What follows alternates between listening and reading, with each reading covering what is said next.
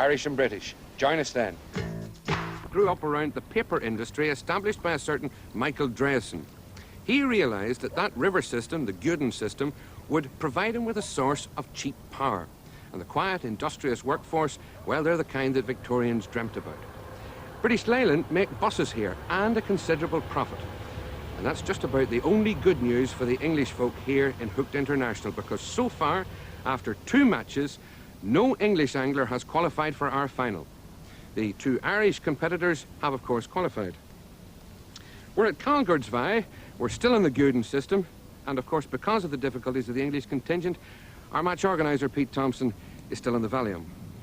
Who's nervous, Derek? I'm not. The English lads will pull me out of the trouble, I promise you. Yes, well, yes. No, they've done very, very well, the Irish, haven't they? They have indeed. Very, very well. But never mind the pressure on the English anglers. What about the pressure on today's Irishman? Bobby Smithers, former world champion. He's really got to pull the stops out now because all the Irish are expecting to get 5 men through to the final. Absolutely. Clean Bobby's sweep. number 3. And I don't know whether he's capable of doing it today because he's got 2 very, very good anglers going against him. And Ian Moulton, a young lad who's coming on leaps and bounds and has done over the last 2 or 3 years, fished youth internationals and Young England, he's fished for in world championships. And also Bobby Nudd. Bob, of course, is the Essex County lad who's fished for England and been successful in the World Championships. So, Bobby Smithers is really in some pressure today. And they're going to be up against 3 French anglers from the First Division. And very, very good top-class French anglers as well, so it's going to be a cracking match, Derek. And, of course, we'll be taking a break to go sea fishing with the Crankies. And that was a good day out as well, wasn't it? Indeed it was. But first, let's meet the anglers. Come Okay. on, Pete. Time for your pills. Right. Come on, come on, come on.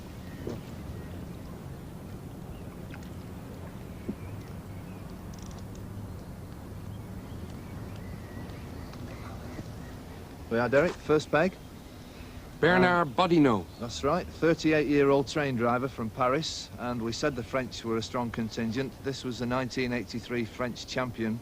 And he's also fished in 2 world championships for the French side. A very, very good angler and well respected throughout the world. And I'm told he already has fish in that net. He's on a very, very good peg. I think this is going to be the favourite. He's got about 5 or 6 bream already. And I think we're going to see some big weights, particularly from this peg anyway. Now for the combined Britain and Ireland side, former world champion Bobby Smithers. A 25-year-old blacksmith from Dublin. As you say, former world champion, Irish Angler of the Year. A good angler, and as we said earlier on, Derek, a little bit of pressure on him now. And he, in fact, I think, is putting the pressure on the English anglers here because, unless I'm mistaken, he has streaked into a commanding lead in the early minutes of this match. Started off on the waggler, couldn't get a bite, and switched to the quiver tip right at the start and was immediately into good fish and good bream as well. So he's well on his way now. Everybody's got to catch him as far as the English anglers are concerned. Didier Guessard of the French side, and he's just brought in a good fish. Yes, and really got the method by accident, Derek, because what's actually happened, he started out on the pole, lost a good fish, actually got tangled in the tree above him, and then had to change onto the swim feeder, and immediately gets a good fish. So he might well have got the method by a total disaster as far as he was concerned. What else do we know about him? He's a 29-year-old bus driver from Paris. He's a member of the French national side. He actually was the individual champion in a triangular competition at Monterey last year, and of course he got through to our final as a member of the French side in 1985's Hooked International. So a force to be reckoned with. Very much so. Bob Nudd now, one of angling's pin-ups and a member of the combined Britain and Ireland side. Sole owner of a wholesale fast food chain and a member of the Essex County squad, but not only that, a member of the successful England squad who won the World Championships in Italy, the second time he'd actually been in the England squad. So a very, very good angler. And in One of the big earners. One of the big earners, yes. And talking about the earn, that's a water in Ireland that he's done very well on this year, because he picked up £1,200 in the Earn Bait Festival and then picked up another £1,800 in other competitions in just 2 months. So the English anglers got a bit of their own back on the Irish. They're learning. Gilles Henault, another member of the French side who's just proved that he can catch fish. And big fish as well, using a method again that we wouldn't normally see the French use, the quiver tip. He would normally be fishing the pole if he was fishing at home, but obviously he's very successful at it and catching good fish, so he's quite happy with it.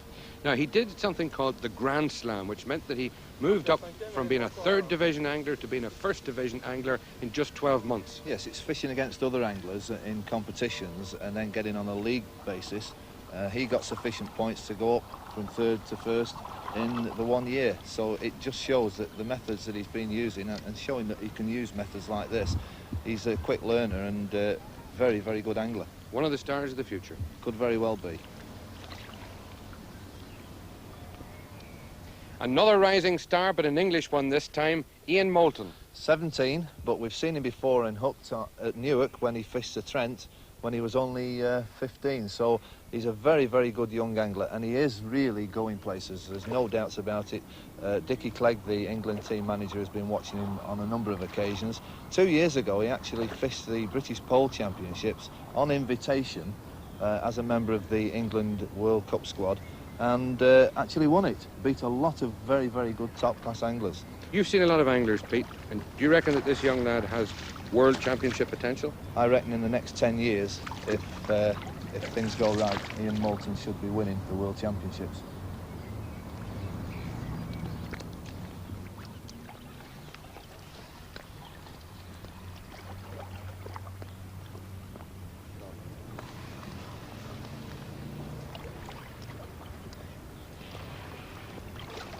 Ooh.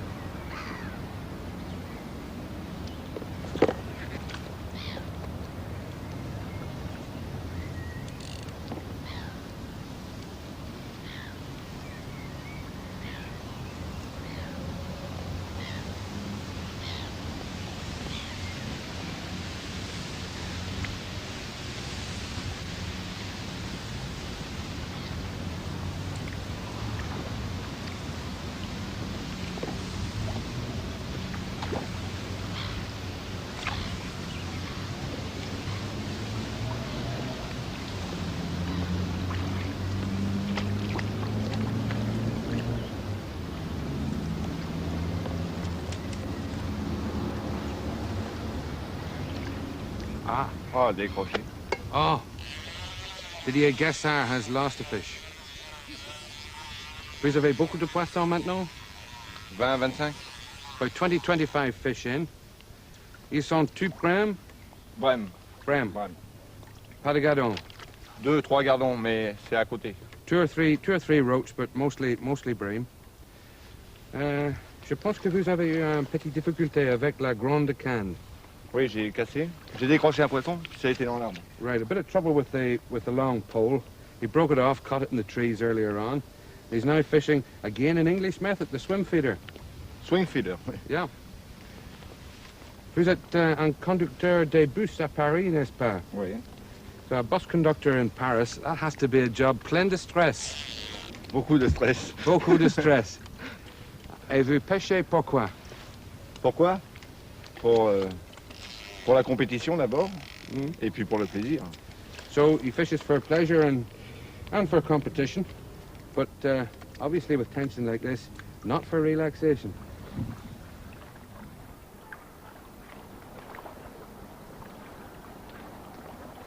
It is a fact that a number of anglers are drowned every year who would probably have survived had they been wearing life jackets. Now, freshwater anglers in particular complain that the traditional life jacket, Dayglow Orange, apart from restricting movement, also puts the fish down because of its bright colour. These jackets are now available from British and Irish manufacturers. This is a life jacket. It will support a 20-stone man in the water. And apart from being a fairly smart garment, it's also quite warm, as I found out when we went for a spot of cod fishing. We're lying off